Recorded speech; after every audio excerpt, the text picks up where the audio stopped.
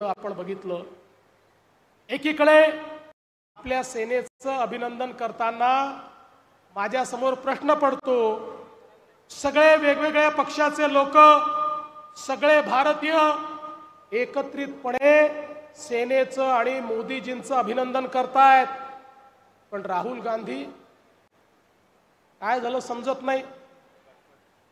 प्रश्न विचार, किती विमान पडले, कसे पडले, काय पडले, म्हणजे हे प्रश्न पाकिस्ताननी विचारले पाहिजे.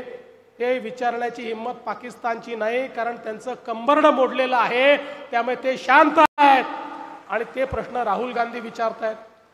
बरं, त्यांचे चेले चपाटे हे त्यांच्यापेक्षा गैरभीत आहे.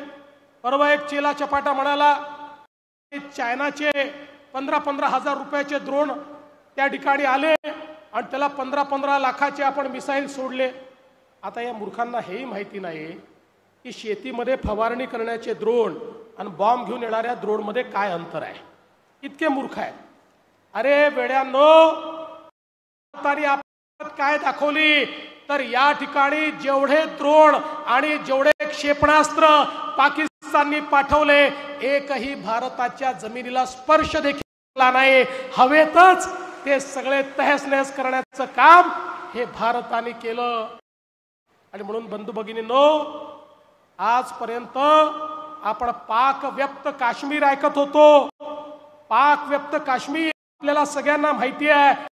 माझ्या लक्षात आलं, केवळ पाक व्यक्त काश्मीर नाही आहे, पाक व्यक्त काँग्रेस तयार झालेली आहे. आता काँग्रेसच्या डोक्यावर पाकिस्तानी विचाराने अशा प्रकारचा पगडा केलेला आहे की ऑपरेशन सिंदूर वर देखील.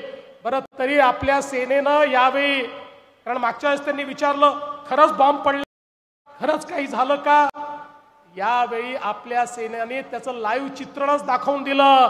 त्याच्यामुळे आता कोणी त्या ठिकाणी प्रश्न विचारू शकत नाही.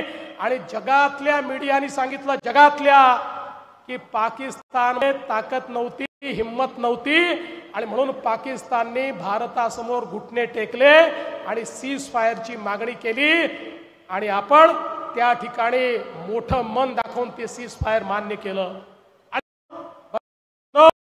ऑपरेशन सिंदूर हे भारताची ताकद दाखवणार आहे. नवीन भारत काय आहे याचं चित्र आपल्या समोर आलेलं आहे. आणि आजचा दिवस तर याकरताही महत्वाचा आहे की मोदीजींनी पहिल्यांदा प्रधानमंत्री पदाची शपथ 2014ला घेतली. तो आजचाच दिवस आहे. 11 वर्ष मोदीजींनी पूर्ण केले. 11 वर्षामध्ये भारताच्या अर्थव्यवस्थेत